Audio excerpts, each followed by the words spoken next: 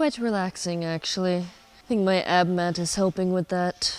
Guys, I must go over something with y'all. Have y'all ever seen people do like this in handstands? Does mine look as smooth as those people's? You know what I'm talking about? They do like the wave with their legs. I'm not as flexible as them though. That's not it. We're gonna go over Blitz! Ciao, buddy. Guys, we need to go over something very important. Kind of a random video that I need to put out there.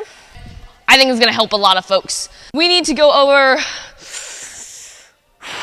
the art of breathing, because you gotta breathe. I feel like it's something that's so overlooked because everybody's like, get strong, learn this skill, do the thing. What I've come to really understand and learn as a coach is breathing is a really important part of understanding the skill and making the skill very efficient. So this is a really good thing for a lot of you folks to think about. If you feel like a skill is, the word I want to use is like choppy or rigid, or it just doesn't feel natural.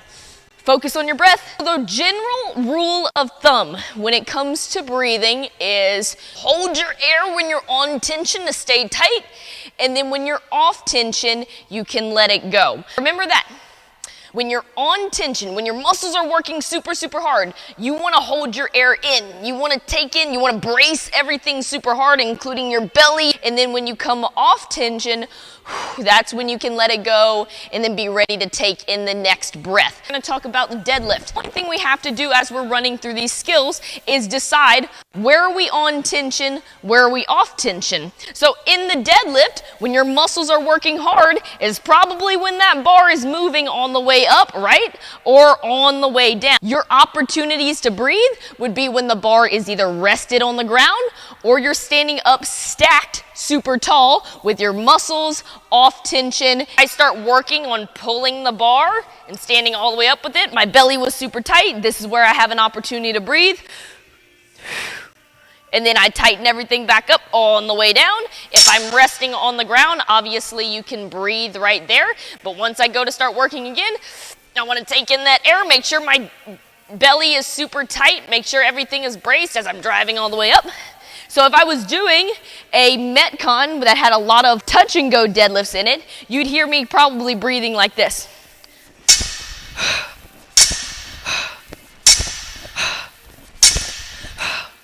All the way in the middle, all this when the bar is moving up and down my legs, I gotta hold my belly super tight and hold in that air so it makes all of my midline super strong. The squat, I'm gonna be honest, social media world out there, I was a little bit horrified when I got quite a few comments on one of my big lifts. It was a big squat clean, or people were telling me, hey, don't forget to let out your air at the bottom of the squat. And I was like, because that's what would happen if you let out your air at the bottom of the squat. That's a heavy, heavy barbell. And if you deflate, at the bottom, expect to be squished by that barbell. Whenever I'm moving with the weight, and especially at the bottom of my squat, I don't want to lose my air or lose my midline.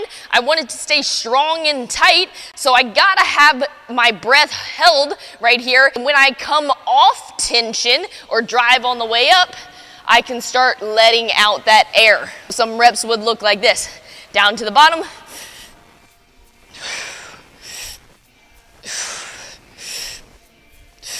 And before we move on to my favorite, the gymnastics world, and talk about breathing through those types of skills, I want to take the opportunity to talk about this guy.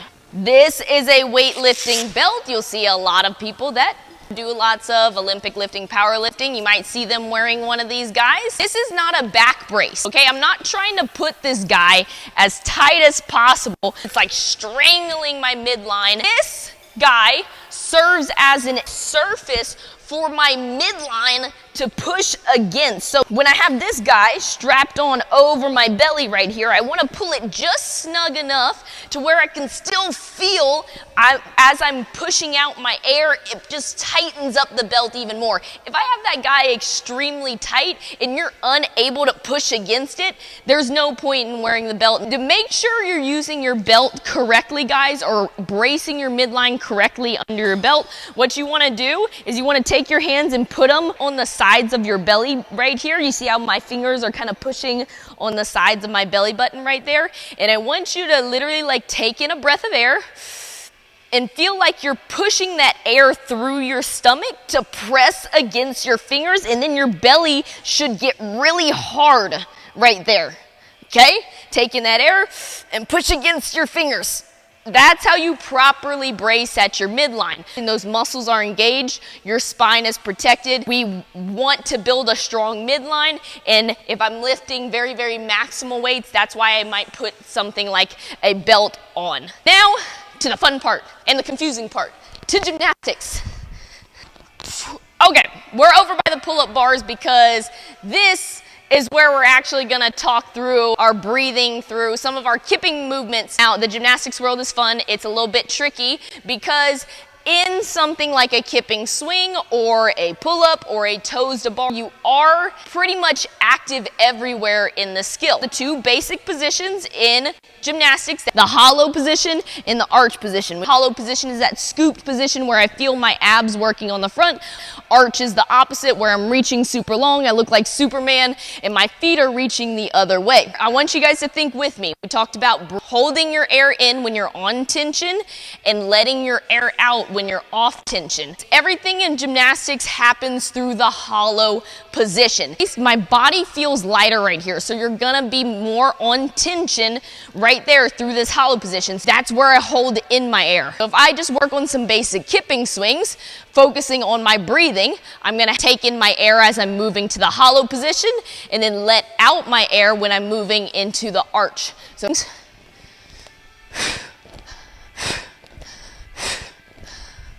the toes to bar might look like this.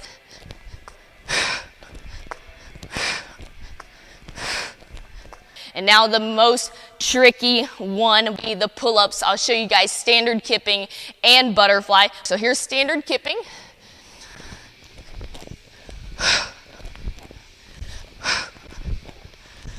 So here's some butterflies. Happens a little bit faster, but every time I fall back into that arch,